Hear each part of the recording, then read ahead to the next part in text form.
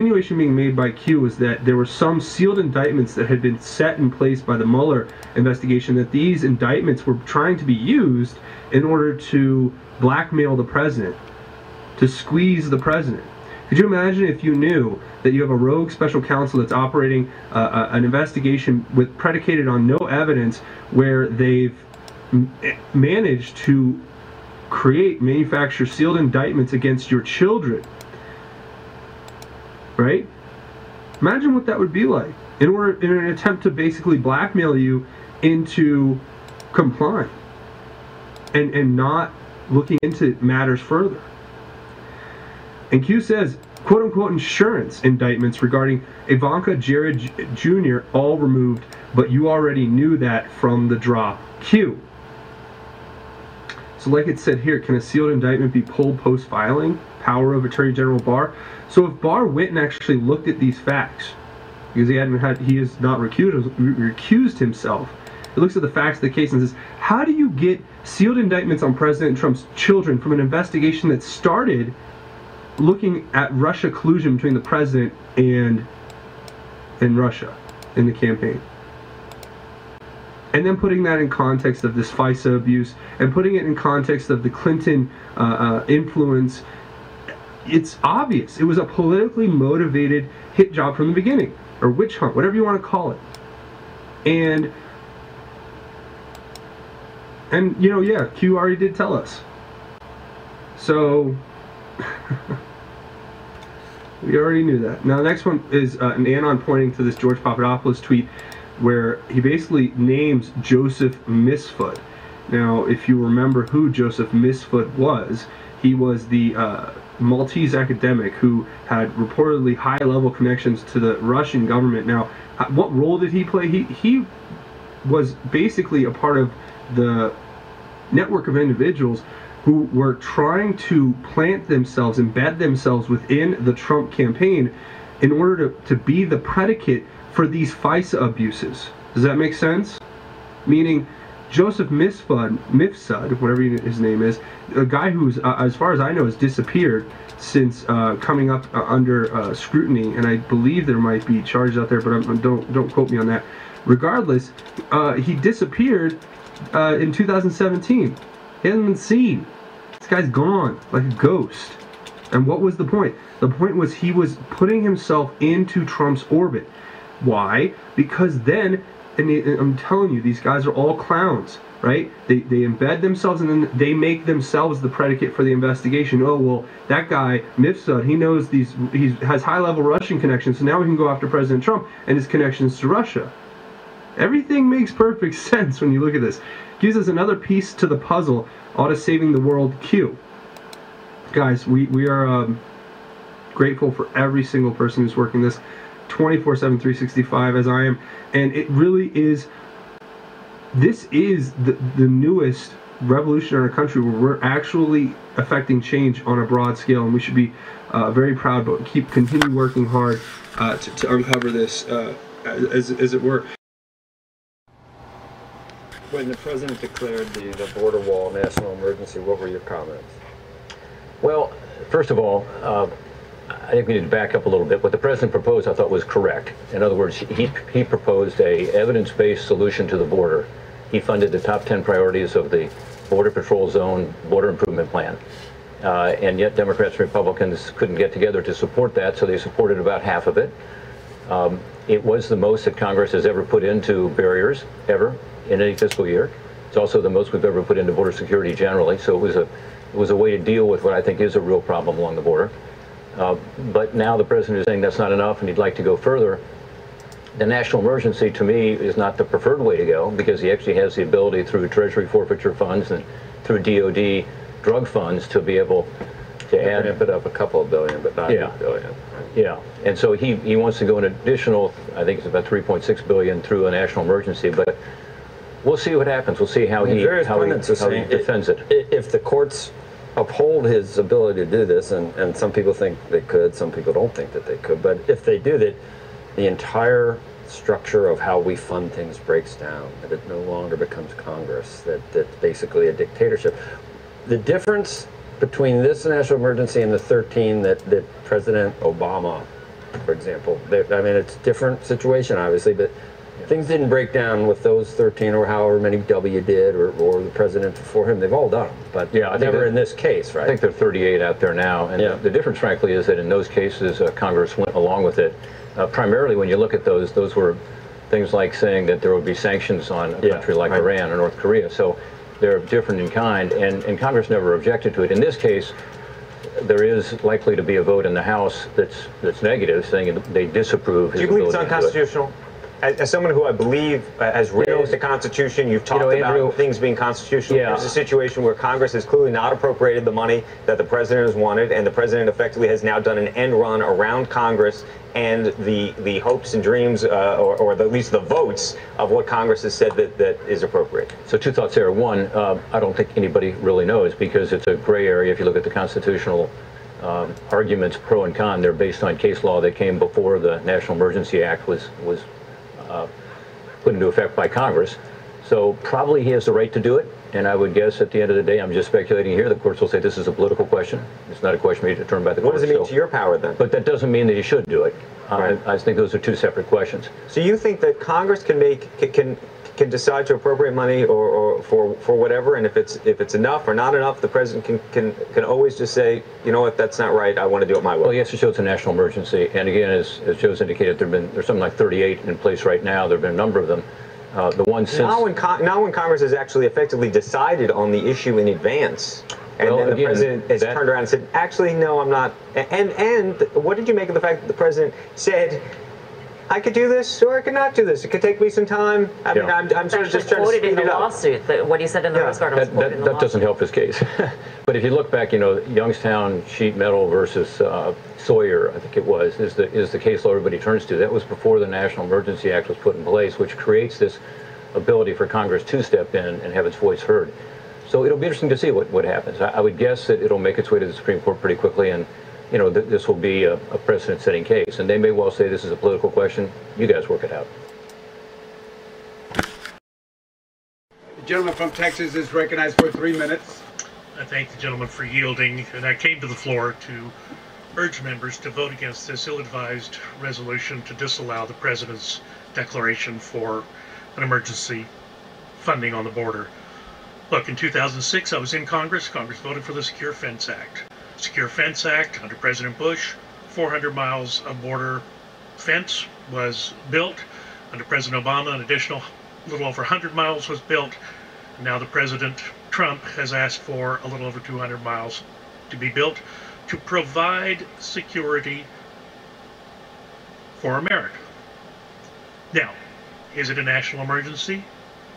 I will tell you, I had as my guest to the State of the Union someone who is referred to as an angel dad. This is an individual who went and put on the uniform, fought for his country in Iraq. While he was there, unfortunately, his wife got ill and died. He came home, and now he's a single dad. And he's taking care of his only child, daughter. And that daughter, unfortunately, was hit on the street by a car who was driven by someone who did not have legal status to be in this country. So several months later, Chris comes to me and he said, Congressman, I did my job. I put on the uniform. I went and defended my country. Mr. Congressman, I did my job. And if you had been doing yours, my daughter would be here today. President Trump has taken that mantle very seriously. It is his goal. It is his requirement to defend our country at the southern border. And the president will do just that. If you read the history of emergency declarations in the past, you will find a number of them. Some perhaps you might agree with, some perhaps you might disagree with, but since the founding of our country, it has been recognized, it has been the purview under Article 2 powers for the President of the United States to be able to exercise that emergency declaration. It was codified in the 1970s in a law that is now the one that brings this forward today, brings forward this resolution of disapproval. If you don't like the law that allows the president to declare an emergency, change the law. You're the majority. You control the Rules Committee. Change the law. And what's interesting about this is last time the Rules Committee, when we considered Mr. Castro's resolution, we didn't consider it. We didn't have a single witness. Mr. Castro was non-vis. He was unable. I felt like sending Capitol Police out to find him. There was no one there to testify in favor of his resolution. And the Rules Committee seemed perfectly agreeable to accepting this without any debate whatsoever. So I urge members to vote against this ill-advised motion to disallow the President's declaration of an emergency, allow the President to do the job he was elected to do, and secure the southern border. I yield back. Well, there's probably no better way to grow up than growing up on a ranch. By God, there's a cow. But growing up on the border, it was just interesting to never really see or hear or think of anybody being out there in that remote ranch. And then as I was getting older, realized there's 200-300 people a night going through there.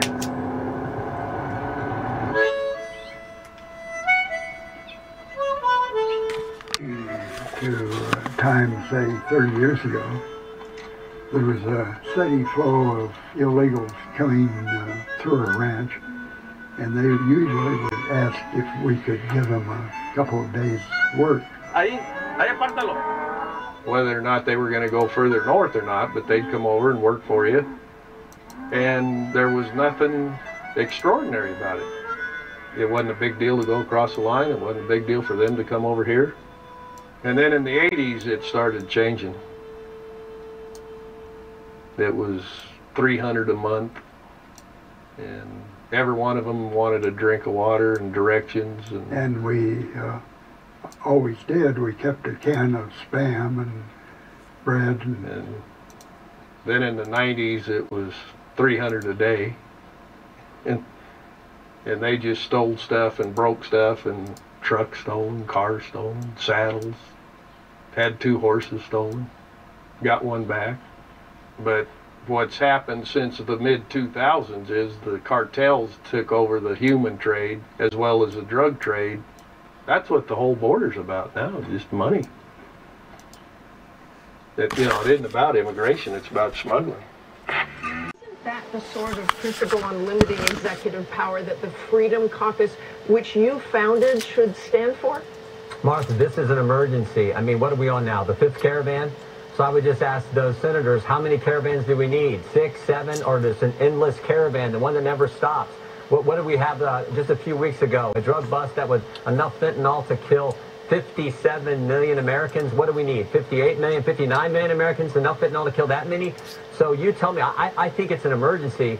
What I also think is interesting is those Republicans who are criticizing the president for wanting to do this executive order are the same kind of Republicans who just a year ago didn't want us to debate and push for the wall funding when we had the majority in both the House and the Senate. Back after Chuck Schumer had shut down the government because he said amnesty was more important.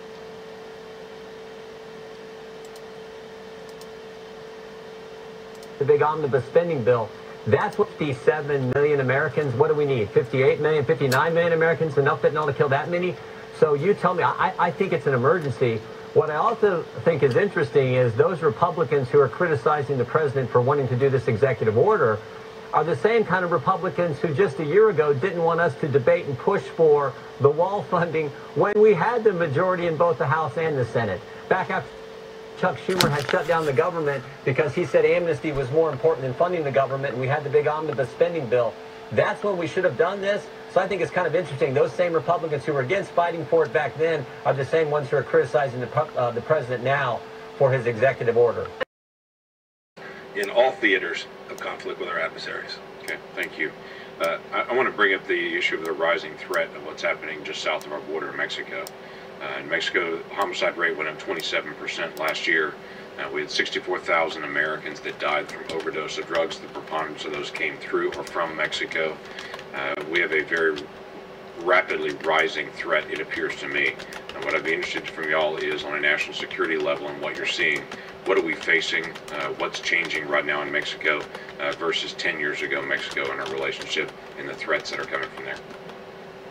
I would defer to Director Ray relative to what his agency is doing. I mean, clearly we have a continuing problem, and the Mexican government has a continuing problem relative to the gangs and the organizations. There have been some high-profile arrests lately.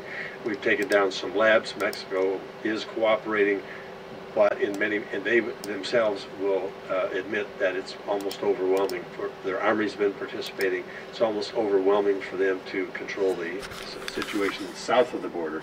We have our own issues then on border protection and as well as consumption here in the United States. In many ways, what we're seeing is just more of the same, but one of the things that's changed, because I think that was at the heart of your question, I think we're seeing, one of the things we're watching in particular is more black market fentanyl being shipped to transnational criminal organizations in Mexico, and then, you know, they're taking advantage of the pricing advantages, and that's being then delivered in large quantities to our streets.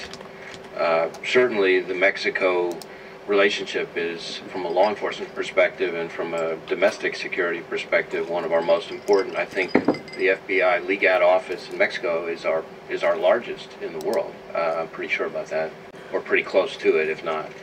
And that's a reflection of how much activity there is. Let me ask you a specific Oklahoma question that's also a national question. There was a individual named Al-Falaj that was picked up in Weatherford, Oklahoma, just a couple of weeks. This is Senator Lang asking the... Now then, what makes a nation strong? Taxes? There's nothing new about those either. The first income tax was paid by Abraham. It was written on a rock by the hand of divinity and handed to Moses at the top of Mount Sinai. And you might want to remember this. It was at the flat rate of 10%. It promised the wrath of God on anybody who tampered with or violated that law. Christ was born in Bethlehem because Joseph was on his way to pay his taxes. Joseph was a relatively well-to-do landowner of the house and lineage of David. Yet the taxes exacted by Caesar Augustus were so exorbitant that he didn't have enough money left over to employ a trusted messenger for the mission, so though his wife was great with child, he made the journey himself. And Christ was born in Bethlehem because Joseph was on his way to pay his taxes. And Christ was born in a manger because there was a housing shortage when he got there. Our problems are not new. At Runnymede, the Magna Carta was handed to King John on the end of a sword, denying to royalty the right of unlimited taxation. Yet you know it was for us, the American people, to become the first in recorded history ever voluntarily to surrender our rights to private property? Oh, yes, we did. With an innocent-sounding constitutional amendment, the 16th, which says that Congress shall have the power to lay and collect taxes on incomes from whatever source derived, and we forgot to put any limit on the extent to which we could tax ourselves. Conceivably, we could be taxed out of all private property. We could be taxed not 70%, 80%, 90%, but 100%. We could awaken one morning and find that the government owns the farm and the house and the car and has a mortgage on the church, legally. Historically, whenever any nation has taxed its people more than 25% of their national income, initiative was destroyed and that nation was headed for economic eclipse. Presently, the American people are being taxed 33% of their total income. History says we'll roll forward on momentum for a little while, but we'd better get some more gas in the tank pretty quick. You see, ours is not the first by George good government to arise on the world stage. There have been several. Rome, Spain, and Greece, and China, and each enjoyed about 150 years at its zenith. That's just about our time in the New World. And then each decayed away. Not one of them was ever destroyed by anybody else's marching legions. Each rotted away, morally, socially, culturally, economically, simultaneously. You know, one of the most cruel paradoxes of history is this. Because each was a good government, it bore bountiful fruit. And when it bore bountiful fruit, the people got fat. And when they got fat, they got lazy. When they got lazy, they began to want to absolve themselves of personal responsibility and turn over to government to do for them things which traditionally they had been doing for themselves. At first, there appears to be nothing wrong in asking government to perform some extra service for you, but if you ask government for extra services, government, in order to perform its increasing function, has to get bigger, right? And as government gets bigger, in order to support its increasing size, it has to what? Tax the individual more. So the individual gets littler. And to collect the increased taxes requires more tax collectors, so the government gets bigger. In order to pay the additional tax collectors, it has to tax the individual more, so the government gets bigger and the individual gets littler. And the government gets bigger, and the individual gets littler, until the government is all-powerful. The individual is hardly anything at all. The government is all-powerful. The people are cattle. Now, some believe that the need is for a vigorous, strong man to arise on the scene, to regulate and regiment the affairs of men. Yet history tells us there have been several such. Once upon a time, there was a nation great and powerful and good. She was suffering from the aftermath of war, from a depression. And then came upon the scene a leader, an idealist, self-confident, intolerant of criticism. Wisely, he limited his early activities to combating the financial depression. Nobody could argue with that. But in a while, he began to regulate business and establish new rules to govern commerce and finance. Some of them in diametrical disagreement with the God-made laws of supply and demand, but anybody who disagreed with those new rules was promptly fired. The new leader saw that under the old system of free enterprise, landlords prospered, so he levied new taxes to take away their profits and destroy what he called the monopoly of capital. To please laborers, he controlled prices. To win the favor of the farmers, he gave them loans and subsidies. The national debt mounted alarmingly. Whenever anybody tried to tell him that governments, even as people, can go broke when they spend beyond their incomes, he said they just didn't understand deficit finance. Well, what do you say? Did he build on rock or on sand? I say on sand. For you see, this was the story of Emperor Su Tongpo, who led China to its doom more than 1,000 years ago. In CBP, yes. The time of the gentleman has expired. The gentleman from Texas, Mr. Gomert. Thank you. Thank you, Mr. Chairman. Appreciate the witnesses being here. Director McHenry, isn't it true that every day in cities all across America, every administration going back to the beginning of the Department of Justice has separated parents suspected of committing crimes from their children? What I can say is that any individual... You can say yes or no. It's not a hard question. And if you don't know the answer, then you don't need to be in your position. It goes on every day. All of us that have been involved in the justice system know it goes on every day. Is that correct or not, in your opinion? Individuals who are parents who are prosecuted for crimes, there is the potential that they may be separated during the process. So you're saying there are chances where you may put children in jail with the parents that are suspects in a crime. No more questions for you. Obviously, you're not aware. We don't put children in jail with suspects just because they're children of the adults. Chief Provost, you had mentioned before about this issue of separation, and apparently, like under the Clinton administration, the Bush administration, the Obama administration, children were being separated from parents that were illegally coming into the country. Isn't that correct? Yes, sir. I've worked throughout all four administrations, and I myself have experienced it in the field, on the ground. And that's because we don't want to put children in detention with parents who are suspected of committing an offense, correct? That is correct.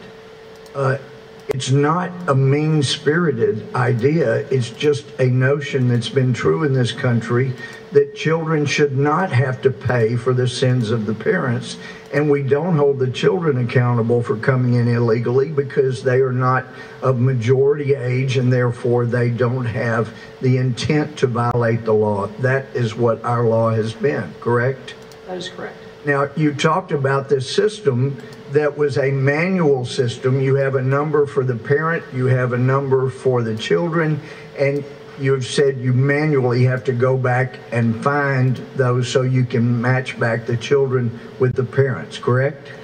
If I may clarify just briefly, yes. The system is not manual. We have within CBP, our system, the system did not speak automatically to the system at HHS. Actually, in April, before the May 5th date, was when we added the searchable field to help us.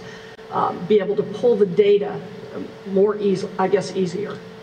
Okay, but would you say that the Clinton administration, the Bush administration, or the Obama administration was callous and immoral because they didn't do something to make it an easier fix to match up the parents and the children? No, sir.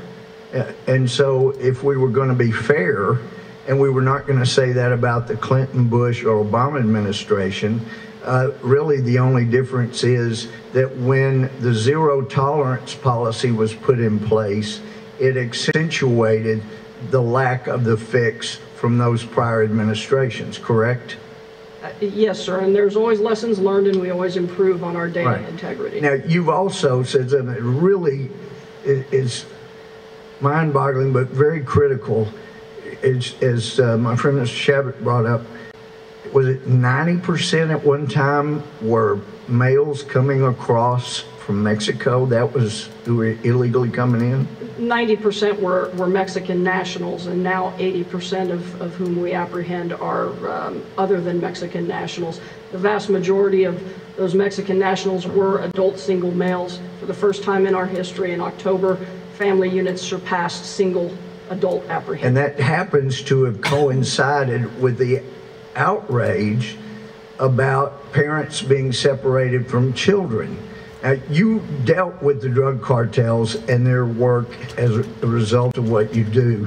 You know, as Mr. Shabbat and I were told in Colombia, the reason they send most of the drugs across through Mexico and our U.S. southern border is because they're business people. And when they see a way they can manipulate our system, that's what they do. Isn't that why you're seeing the huge increase in families and children coming into this country? It is true that the transnational criminal organizations utilize them as a tactic to when they know our resources are focused on the family units, that it takes our resources away from the border security side of the house, and they do utilize that to their advantage. To my time's expired. I appreciate y'all being here. Across the United States, law enforcement officials are fighting an international crime said to be worth $150 billion in illegal profits. It's a high-volume, low-cost business. We're told the highest they charge is $35 for that 15 minutes of time. And oftentimes the trafficker will count out the condoms that he gives the girl at night and then count when she comes back how many are left. And they do expect them to see 20 and 30 men a night. Susan Coppage is the U.S. State Department's new ambassador to combat human trafficking. A former federal prosecutor, Coppage has seen a troubling trend. Many of the victims and the traffickers who abuse them have a tie to a single place. A small village in central Mexico that has become known as the sex trafficking capital of the world. Well, we've been told by the traffickers themselves and by the young girls that this town raises pimps, that that's what they've done for generations. But who are these cold-hearted criminals? In 2011, Coppage helped convict Amador Cortez Mesa. 4 of his victims were juveniles. The youngest was 14. And he took a broomstick and he beat her. And he beat her so much that the broomstick broke. And then after that, when the broomstick broke, he went and got one of those thicker rods out of a closet and started beating her with that. We traveled to the village of Tenancingo in the Tlaxcala region of Mexico. Locals tell us many organized crime families call Tenancingo and several other towns around it home. Their main business widely known to be the selling of girls and young women in the sex market. In the town center, an older woman selling fruit whispered a dire warning. Lo que pasa es que luego se juntan los muchachos. O sea, no dejan que graben. Le digo por su seguridad. ¿Qué nos harían? ¿Qué le puedo decir mejor? Ahí usted sabe. Pero sí cree que estamos en peligro. Sí. La central. Tenancingo, Tlaxcala, is the hub. This is where everything happens. Mario Hidalgo Garfias was once a human trafficker. I got to the point of raping some of the girls that used to work for me. I used to beat them up, and not just with my fists. I used baseball bats to beat them up so they would work for me. He spent more than a decade in a Mexican prison for his crimes. I took their children away, so they were forced to work for me. I could tell you 10,000 more things like that. Mario says he would pimp several girls at the same time. Rehabbed, he says he agreed to talk to CNN despite the danger because he wants to see an end to the practice of exploiting women and children by kidnapping, drugging, and forcing them to have sex with dozens of men each day. There's been reports over the last few years that there are girls as young as 9 years old that are trafficked in and around Tenancingo. There are things beyond your imagination, much more than what you can fathom. People only get to see about 3% of reality. Making it absolutely critical, these human trafficking operations are broken up before they reach the next child's front door. He's even suggested the president could be a Russian agent. A brand new wave of migrants arrive at the Mexican border ready to cross into the U.S. They're now camped out near the same existing border fencing that likely 2020 presidential candidate Beto O'Rourke wants to tear down. Griff Jenkins is live on the ground in Mexico with the caravan as those migrants prepare to start their day. Good morning, Griff. Good morning, Jillian, Rob. Yeah, the Casa del Migrante here in Juarez is full at capacity, in part because a new caravan, yet another one, has crossed 1,000 or more in the southern border of Mexico. They clashed with officials and now are on their march north. But part of the reason, the other reason why this is full is because in Piedras Negras, the place where I spoke to you last from the border, they have closed that shelter and moved it over, some of the people over here. And that's why the border cities along the southwest border are being flooded. If you look at the numbers in El Paso, just across the bridge here from us in the U.S., they are having unbelievable numbers. They're up 478% increase in apprehensions. If you look at this year's fiscal year, just the last 5 months, it's 43,238 compared to only 7,481 this past year. Now, this is Chairman, there's an old line that says, and we're all familiar with it, says, "Fool me once, shame on you. Fool me twice, shame on me." I think we're going to have to change that line. I think it's now going to have to read, "Fool the American people 4 times, shame on Congress." Because 4 different times this year we have promised them that we would put money in the spending bill and actually build a border security wall. In March in the big omnibus bill, we said, no, we're not going to do it now, but we'll get it done in September. And September said, well, no, we're not going to do it in September. We'll do it on December 7th. And then, of course, on December 7th said, no, wrong again. We're going to do it on December 21st. And now here we are with a bill that just was voice voted in the Senate that says, wait a minute, we're actually going to get it done on February 8th, which nobody in the country believes. None of our constituents believe it. No one believes it. We actually think we're going to actually build a border security wall when Nancy Pelosi is Speaker of the House. Yeah, no shit. So we've had all kinds of opportunities to get it done. This is our last best chance. So we have an amendment that would do just that, put $5 billion for a border security wall that we've all talked about doing, all campaigned on, all got elected on. Actually, there was another chance we had to do it. And I think the best opportunity, frankly, was last week. Yep. Right after the president in the Oval Office told Congresswoman Pelosi that it was appropriate to talk about this. They didn't need to do it in a private setting. Transparency is a good thing. And he said, we need the border security wall. The best time to do it would have been last week, right after the president made those comments. So this amendment is real basic. It says build the border security wall and then address the problem that we've seen unfold on our border the last several months, specifically the caravan issue. The only way you can address that is by reforming our asylum laws. That's in the amendment as well. So it's as basic. It doesn't go any further. No E-Verify, no sanctuary cities, no visa lottery, no nothing else on immigration policy. Those 2 key common sense things that all of you know, all of our constituents know, definitely need to happen. And so that's what we brought before you. We hope you'll make it in order. In many ways, it's the same argument our colleague, Mr. Shimkus, just made. It's just a different issue. So we hope you'll make it in order, and we can get a vote on it tomorrow on the floor. And my colleague here is a sponsor of it, as well as are a number of other members of the Freedom Caucus. But if I could, Mr. Chairman, I yield back. Sir, thank you very much. The distinguished gentleman from Pennsylvania is recognized.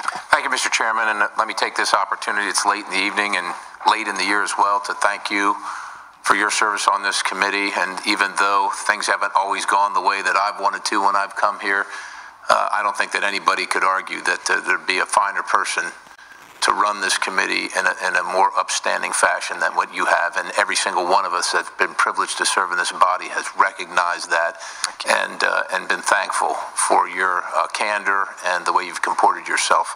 And you've been a role model for all of us, and I appreciate that. And I want to say thank you for your service and Godspeed for whatever's next, and we hope that we get to continue to see you.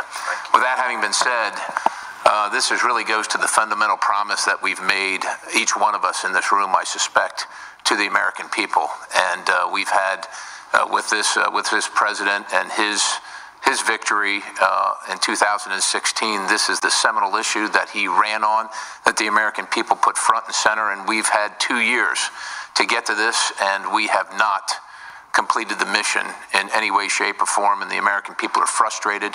They are tired of waiting, and they are tired of excuses. And we are all supporters of legal immigration, every single one of us. I'm the proud product of a Colombian great-grandmother who brought her little baby daughter with her to Colombia with the shirts on their backs, and a little bit of a trade that they could make a living for themselves legally. And so we recognize that and we laud that, and we want to continue that. The United States is the most generous country on the planet regarding immigration, and particularly legal immigration, but that doesn't mean that it is the same as illegal immigration. There is a cost to that. There's a cost to our communities.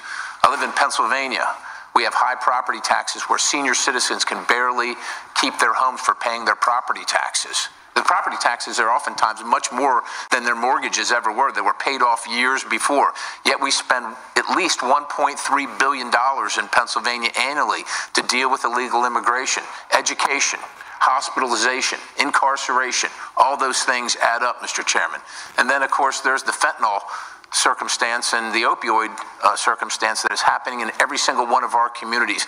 It's been up at the crossings of fentanyl at the border, the seizures, up 750% just this year alone. It's on the border today. It's in your town tomorrow. I talked to 2 of my DAs just today about another issue who both told me that 1 person a day in each county is dying due to fentanyl overdoses, and all the overdoses are due to fentanyl. It's coming across an unsecured border. Yep. And then there's depression of wages. Yeah. If you just leave high school early, you drop out of high school, your average earning potential in the United States is about $25,000 a year. Over the past 20 years, we've had so much illegal immigration that comports with no high school education, now competing with those individuals, trying to make a go of it without a high school education in the United States of America, suppressing their wages. And no one's standing up for those people in our towns that live and were born in America. There's a lot of components to this, Mr. Chairman, and those are just a few. But it really goes down to the promise we've made, and we're at the 11th hour here. And this is the last train out of the station. This is our last opportunity. If anybody believes that a House under the leadership of Nancy Pelosi is going to do anything to secure the border, well, I don't know who would believe that. But let me just give you what this bill does. Mr. Jordan outlined it. I'll give you a couple more points here. It closes the asylum loopholes, which are really problematic, and provides $5 billion for the president's border security operation. Number 1, for credible fear. That's people that come to the border claiming credible fear, saying that they seek asylum. It tightens that policy up and requires things like recording throughout the process, recording the interviews and making sure that information is available. Since 2008, from 2008 to 2016, asylum claims have gone from 4,000 to 94,000. This is an epidemic problem at the border. Number 2, it fixes loopholes in the trafficking laws, which currently incentivize individuals to be trafficked. In the future, if this were to be passed, and you were found to not be trafficked, you'd be returned to the country of origin. Number 3, it overturns the Flores decisions, which requires that we must release people after detaining them for 20 days. In the last 2 years, we've caught and released over 250,000 people under this circumstance. It must be stopped. Yes. Again, it provides $5 billion for border security, different types of security, whether it's a wall, whether it's a fence, whether it's technology, and it provides for 375 new immigration judges and their staff to reduce the backlog, which for asylee claims is just short of 800,000 right now. So it reduces that and then helps them to keep up. So that's what we're offering, Mr. Chairman. This is what we quite honestly promised the American people. It is our duty. I think most of the conference supports this. If we offer this amendment on the floor, I think most of our conference, by far, subject to just a couple who have an aversion for one reason or another, will support this amendment, and we can do what we promised the American people that we were going to. We have a new crisis in our foreign policy, and this one's a big one.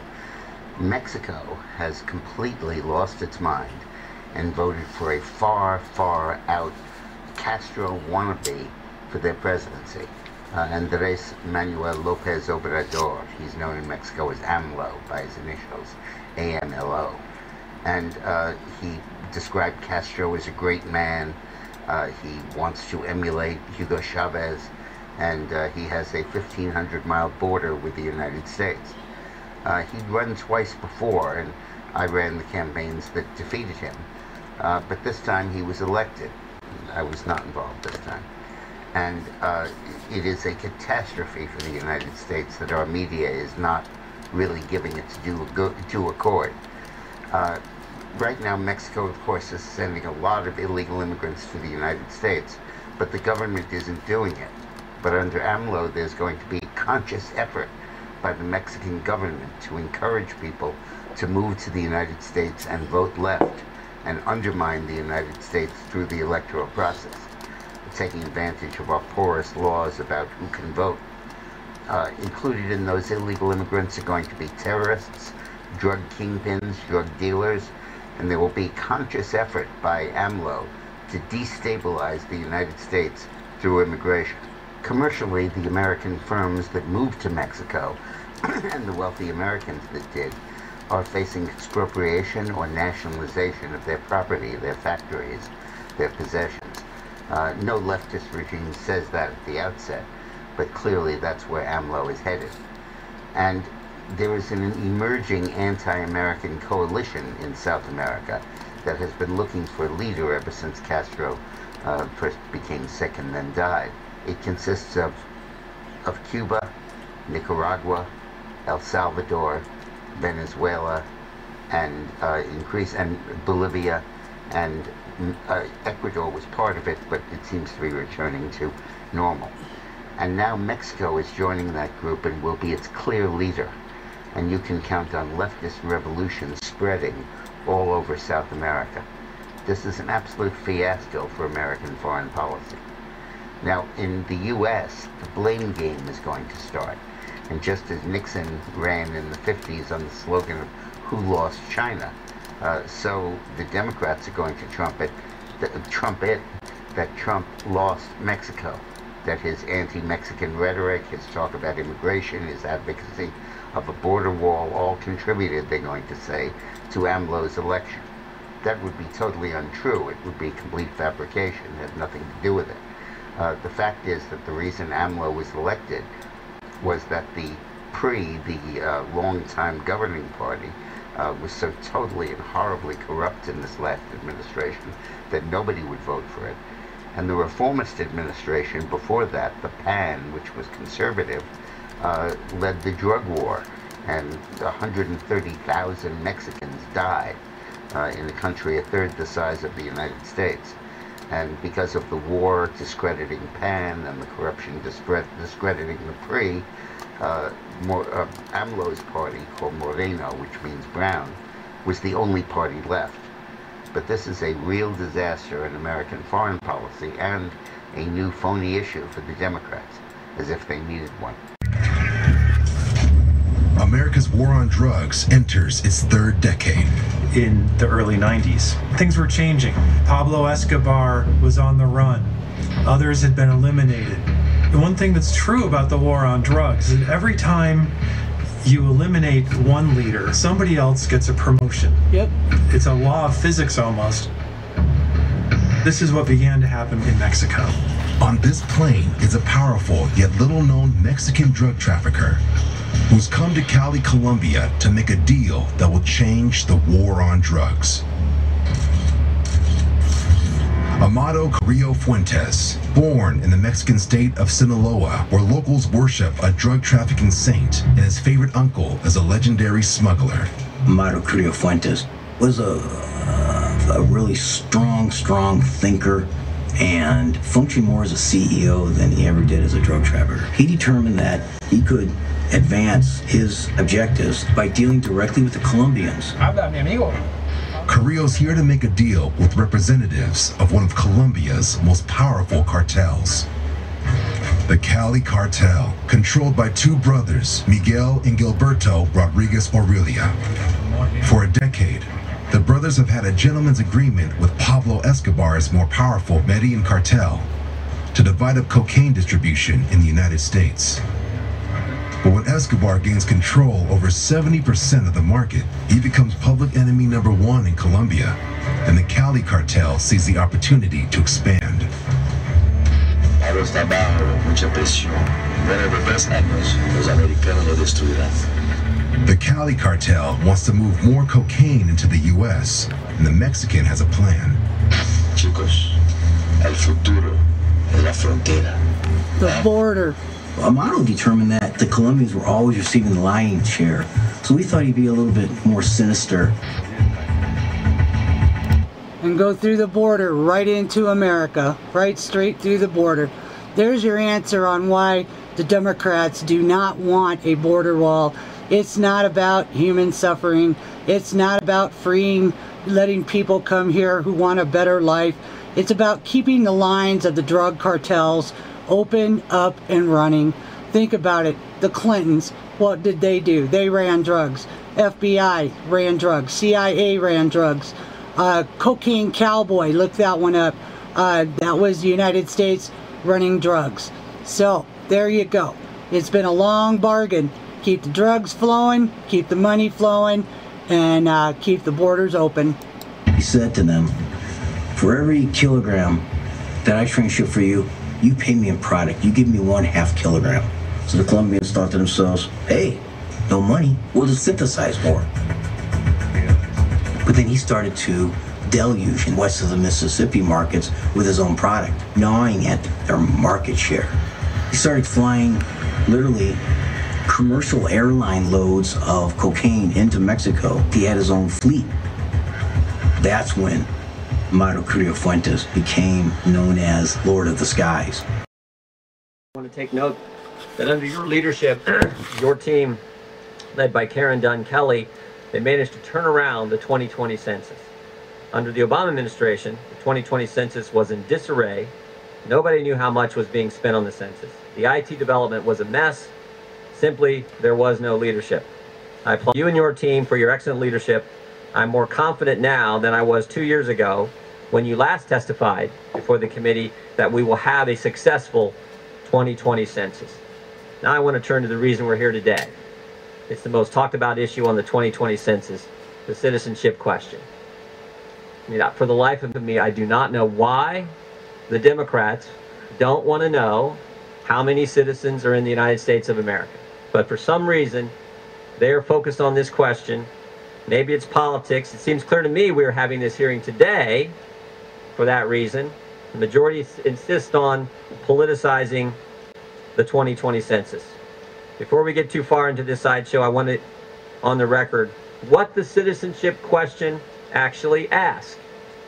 It says this: is this person a citizen of the United States? The answers you can choose from are the following. Yes, born in the United States. Yes, born in Puerto Rico, Guam, the U.S. Virgin Islands. Yes, born abroad, of a U.S. citizen parents or parents. Yes, a U.S. citizen by naturalization. Or no, not a U.S. citizen. That's it. Question doesn't even ask the next logical question.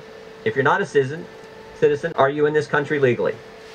While I strongly support asking if a person is in this country legally, I'm satisfied the public policy goal of enforcing the Voting Rights Act can be accomplished with just the citizenship question. I'd like to remind my colleagues the citizenship question is not new. It has appeared on previous decennial census questionnaires and is asked on the American Community Survey every single year. The majority apparently does not object to the American Community Survey asking a citizenship question, so I'd understand the majority's objection to the question now. It is the exact same question on both forms. My colleagues complain the question hasn't been tested because it was at the last minute. This argument is simply false. The question has already gone through rigorous testing over more than a dozen years as it has appeared on the American Community Survey. In fact, the American Community Survey required more rigorous testing for this question than the question would have received in 2018 census tests. The American Community Survey is sent to 3 million households annually, while the 2018 census test in Providence, Rhode Island was only tested on 600,000 people one time. If you're doing the math, in the past 10 years, the citizenship question has already been answered by 30 million households. But wait, there's more. In an effort to address some of my colleagues' objections, the Census Bureau agreed to conduct a 2019 census test specifically on the citizenship question. So it's just not true that this question is untested. We all know one of the biggest threats to the census is lack of trust in government. Today, people don't trust government and don't want to voluntarily provide private information. Therefore, people are less likely to fill out the 2020 census than they were 10 years ago for the 2010 census. The majority's drumbeat against a legitimate question on a person's citizenship status only compounds the problem. If self-response for the 2020 census declines, it will be due to the majority's spreading of misinformation. Instead of scaring people out of completing their census form, let's work together to collect the data the Department of Justice says is needed to enforce the Voting Rights Act. The purpose of the data collected by the citizenship question is, after all, to ensure everyone's vote is counted fairly and no one suffers discrimination at the ballot box. Surely the majority does not object to a robust enforcement of the Voting Rights Act. Till last year, I would have assumed any data collected to assist in this would have been welcomed by my colleagues. I guess I was wrong. What concerns me the most, though, about the majority's obsession with the citizenship question is it distracts from this committee's work from conducting oversight on other parts of the 2020 census. This committee should be holding hearings about the 2020 census use of its IT systems and cybersecurity preparations. After all, this will be the first time households can respond to the census questionnaire online. We should bring in the government publishing office to explain their epic contradicting disaster with the 2020 census print contract, which will cost taxpayers another $30 million if there are no cost overruns. As members of Congress, we have a duty to encourage people to complete their census form honestly and accurately. Article 1, Section 2 of the Constitution requires the government to enumerate the population of the United States. If it were up to me, I would ask only one question. How many people are in your household? This is all that's required by the Constitution. However, Congress and presidents for decades have determined it is in the interest of public policy to ask Americans more questions about the composition of their family. If we are already asking people their age, their race, their relationship status, certainly it is in the public interest to ask if they are citizens of the greatest country in history. Mr. Chairman.